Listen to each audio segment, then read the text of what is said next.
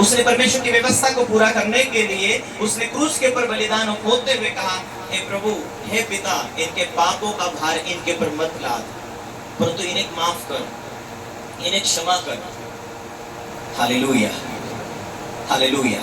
जब तक आप एक छुटकारा नहीं लेंगे, जब तक आपका दिल किसी व्यक्ति ने दुखाया हो, आपका मन, आपका हृदय किसी व्यक्ति ने आपको निराश किया हो, आप दिल से माफ करके जब तक उसे आशीष नहीं देते, तब तक आप आत्मिक छुटकारा नहीं ले पाते। एक एक पाप इस तरीके से मनुष्य के जीवन में जब जमा हो जाते हैं, और बाइबल ये कहती है जब पाप बढ़ जाते हैं तो वो मृत्यु को जन्म देते हैं। हालेलुया। जब तक जिंदे हो और स्वर्ग जाना है, तब तक आपको इस दुनिया के अंदर यीशु को अंदर अपने जीवन के अंदर, आप मैं नहीं जी रहा हूं, यीशु जी रहा है, ऐसा जीवन जियोगे, तब आप एक छुटकारा पाकर आत्मिक जीवन। ज्योति ध्यान है कि बाहर मत ध्यान रखो। हालेलुया। इधर ध्यान रहेगा तो आप छुटकारा पाएंगे। हालेलुया। जब आप छुटकारा पाएंगे, आपका परिवार छुटकारा पाएगा, आपके पैसे छुटकारा पाएंगे, आपके व्यवसाय छुटकारा पाएंगे। आपको छुटकारा पाना इतना जरूरी है, आपको अभिषेक पाना इतना जरूरी है। हालेलुया। आपको विश्वासी जीवन और आत्मिक जीवन जीना इतना जरूरी है। जब आप छुटकारा पाते हैं, आपकी आत्मिक लेवल जब ऊंचाई जाती है, आपके पैसे छुटकारा पाते हैं, आपकी आत्मिक उन्नति जब बढ़ती जाती है, तब आपकी आशीष भी आपके पास आने लगती है। ये मायने रखती है कि आप आत्मा में बने रहो, ये मायने रखती है कि आप प्रभु के साथ जी रहे। जो वफादारी के साथ प्रभु के साथ जी रहा है, उसके जीवन में उन्नति, उसके घर में शांति, उसके जीवन में प्यार, उसके जीवन में परमेश्वर की दी हुई आशीष रहेगी। बोलो प्रभु यीशु मसीह की हालेलुया। परमेश्वर ने हम सबको चुना है उसकी महिमा के लिए, उसकी निशानी होगी, उसके जीवन में शांति, उसके जीवन में उन्नति, उसके जीवन में बढ़ोतरी। प्रभु भोजविधि आज हम सबके लिए जो विश्वास किया, जिसको प्रभु ने इस दुनिया में अपने लिए चुन रखा। यदि ये परमेश्वर की व्यवस्था है तो आप और मैं यहाँ संगति नहीं करते थे। ये मनुष्य की व्यवस्था थी तो आप और मैं संगति नहीं करते, लेकिन ये परमेश्वर की व्यवस्था है, परमेश्वर का कानून है, इसलिए तुम और मैं यहाँ पर परमेश्वर की स्तुति करने, आराधना करने के लिए आए।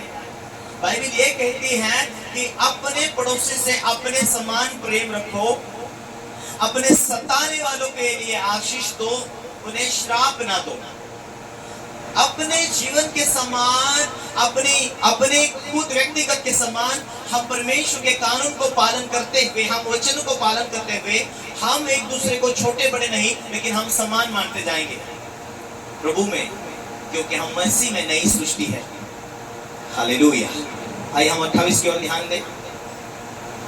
क्यों ये तीन बहनें परमेश्वर के मृत्यु के मौत में से जीवित होने के समय, ये बहन प्रभु को ढूंढने के लिए, प्रभु को मिलने के लिए गई। 28 सप्ताह के दिन के बाद, सप्ताह के पहले दिन को फटते ही मरियम मगदलीन, दूसरी मरियम कब्रों को देखने आई। देखो, और एक बड़ा भूकंप हुआ, क्योंकि प्रभु का एक दूत स्वर्ग से उतरा और पास आकर उसने पत्थर को लुढ़का दिया, और उसका था, उसका वस्त्र पाल के समान उज्जवल था। उसके भय से पहरुए कांप उठे और मृत्यु के समान हो गए। स्वर्गदूत ने स्त्रियों से कहा, मत डरो, मैं जानता हूँ कि तुम जो यीशु को क्रूस पर चढ़ाया गया था ढूंढती हो, वो यहाँ नहीं है, परंतु अपने वचन के अनुसार जी उठा। हालेलुया। यीशु मसीह ने पहले ही वचन दिया था चेलों को, कलीसिया के लोगों को, जहां जहां वो प्रचार किया, उसने पहले से वचन दिया हुआ था।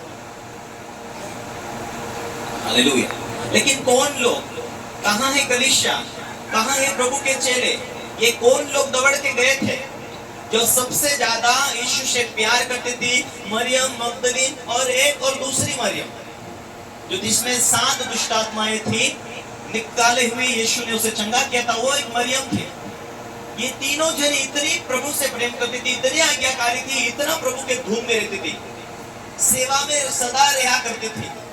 इसीलिए चेलों से भी बढ़कर ये मरियम दौड़ के गई और कब्र पर जाकर देखती है कि यीशु जीवित होने के लिए कहता था, हमारे साथ रहते हुए उसे ये तीनों मरियम ने क्रूस उठाते हुए देखा, दुख उठाते हुए देखा, रोती थी, बिलखती थी। हमारा प्रभु आज हमारे बीच में से जा रहा, लेकिन वो विश्वास करते थे कि यीशु हमारे सामने मरा है, 3 दिन में जीवित हो जाएगा।